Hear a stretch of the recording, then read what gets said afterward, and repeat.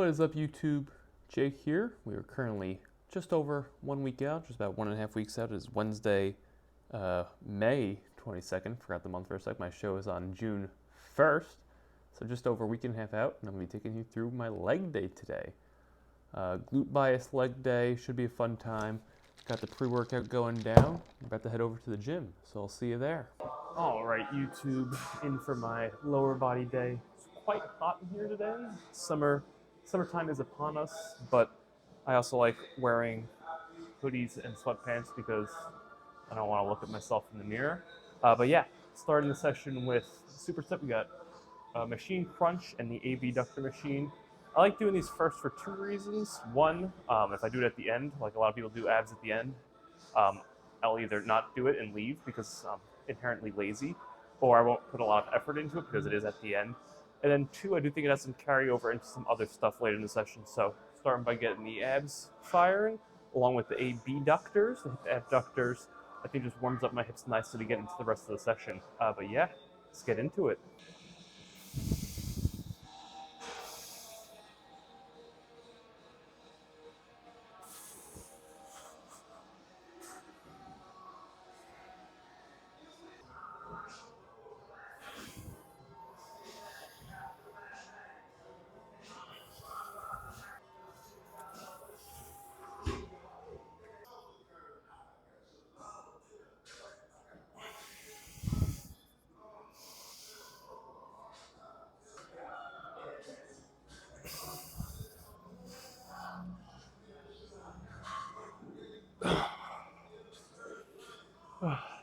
Oh, got the pivot and everything.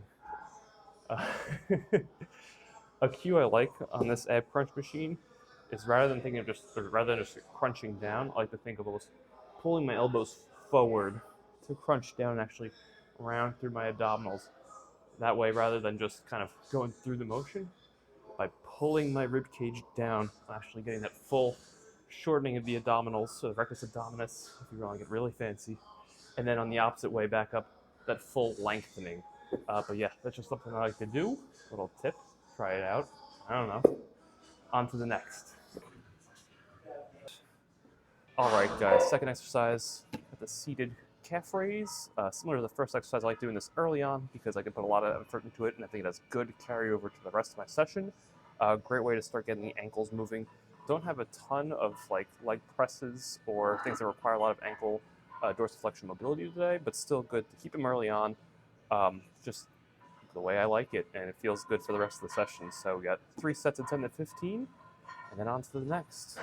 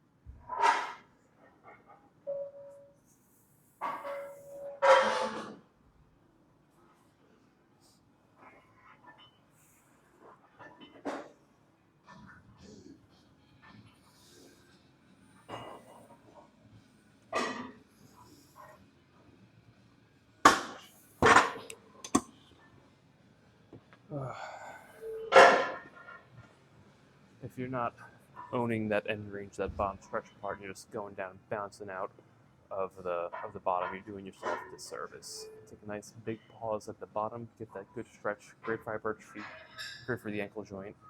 Yeah, don't bounce your reps on the calf raise. Write that down.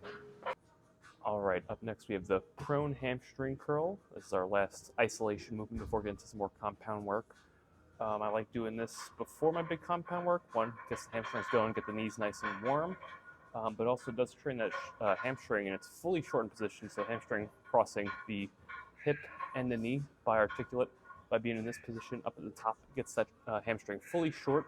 It's like doing this one a little bit fresher, and then it also gets the knees nice and warm for the rest of the session. So yeah, 2 sets 8 to 12 on this, and then we have some hip thrusts after.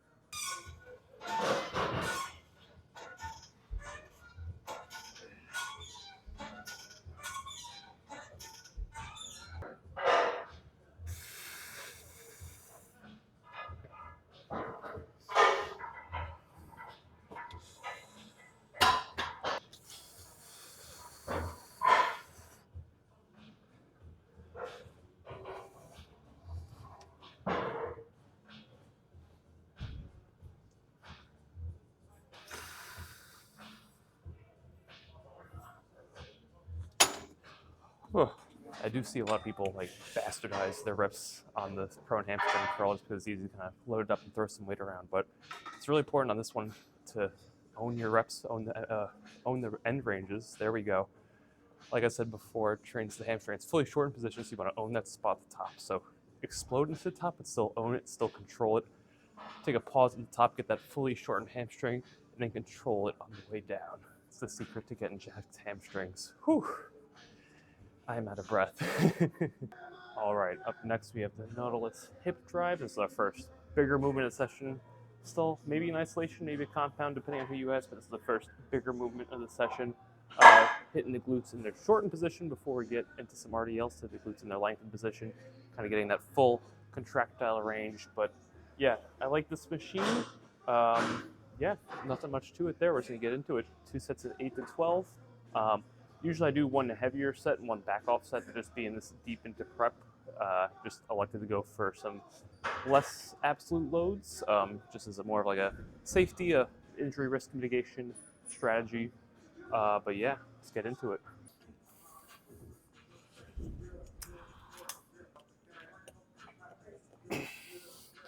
This is kind of a pain in the ass to get in and out sometimes.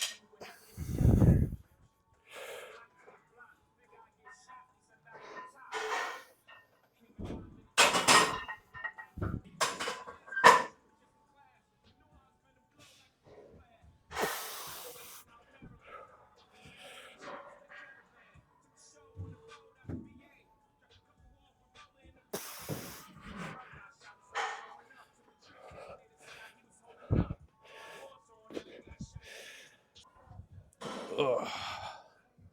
All right, just hit my first set on RDLs. Went really well.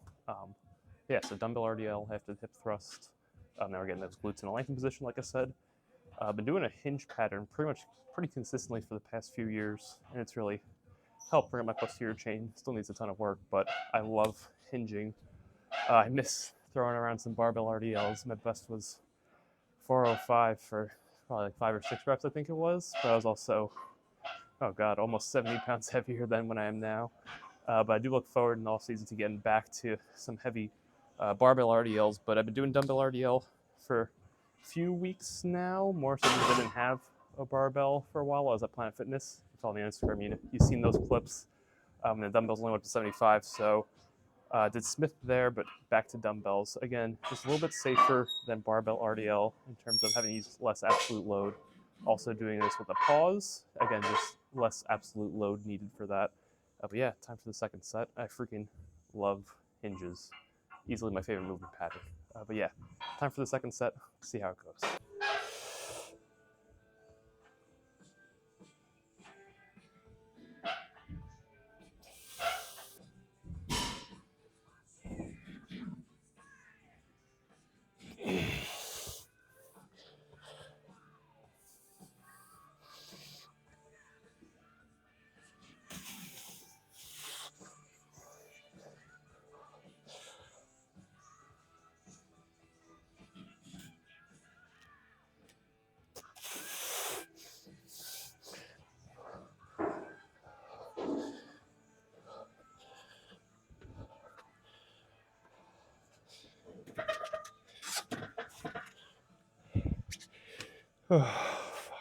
Yeah. Yeah, so I had no business going for that last rep, but trained my back under flexion a lot, so it's okay. On to leg press. All right, so here we got this Panada, very fancy leg press. Gonna be doing a single leg press. I had originally wanted to do a different machine, hammer strength, kind of pendulum leg press. That's what you call it. I'll throw a picture of it on the screen now, but it was taken and I didn't feel like waiting. So we're giving this a try today. I've never used it before, but by God, is it smooth. 2 rounds, 8 to 12 here, doing this single leg. I don't know if I said that or not, but yeah, let's get into it. Say yeah.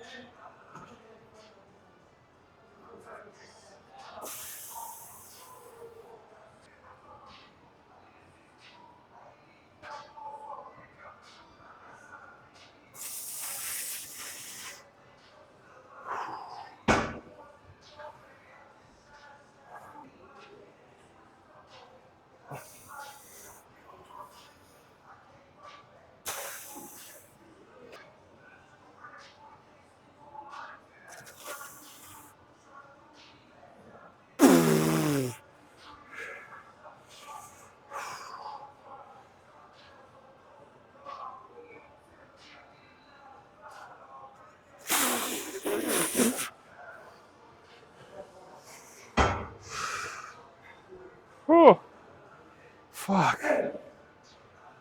Oh. All right, so that was the first set. That was actually really nice.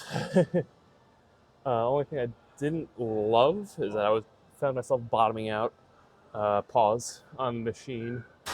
Not that that's a bad thing, but would love to get a little more tension at length and range without, bottoming out the machine. But I still liked it a lot.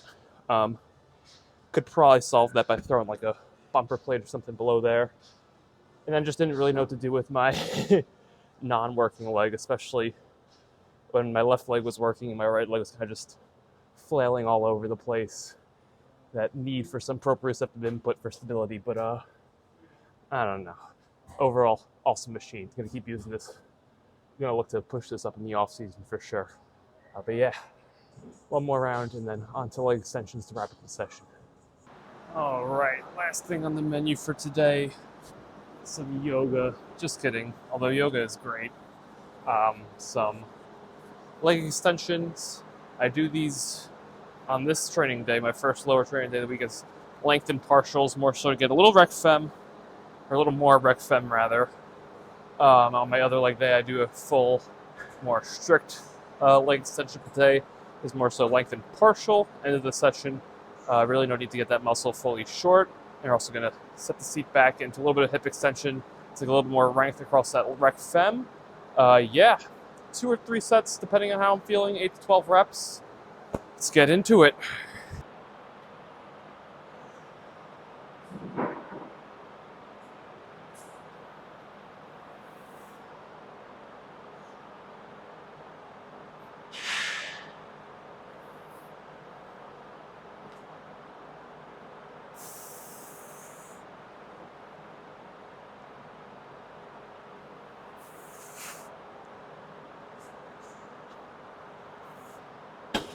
Oh,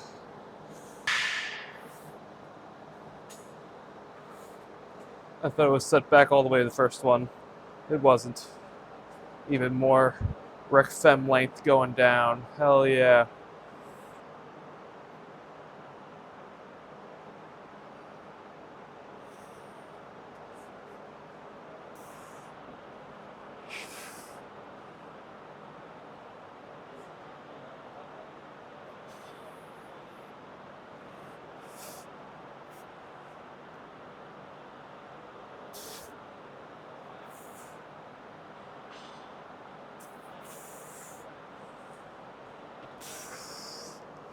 Ugh. That is that.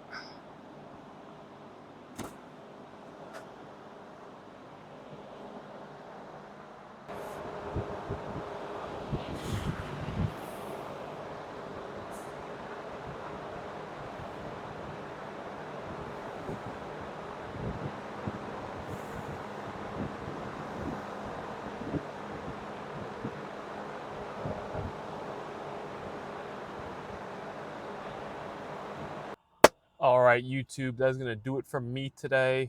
It's quite the fun leg day. Got to try some new machines. Overall, got a pretty sick quad pump, as you saw at the end of end of the video there. Yeah, 10 days out, like I said, or I don't think I did say that, but I did the math today. It's 10 days out. Um, Feeling good, feeling ready, excited to step on the stage. It's been just over 3 years, just under 4 years, sorry, since I last stepped on the stage. Maybe I'll throw some pics up of that now. But yeah, have definitely leveled up since then. Happy with the look I'm bringing to the stage. And yeah, it's excited to just get back out there. Got 2 shows planned for the season. Like I said, 10 days from now, the WNBF INBF Northeast Classic.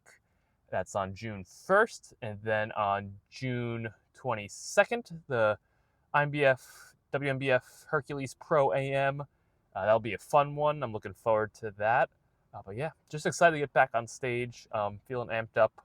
But yeah, that's going to do it for this video, guys. Hope you enjoyed. If you did, let me know below. If you didn't, let me know what I could do better. Still kind of figuring out this YouTube thing, getting more comfortable on the camera. But yeah, that's going to do it for me. Hope you have a great day, Instagram, and I'll talk to you soon. Instagram.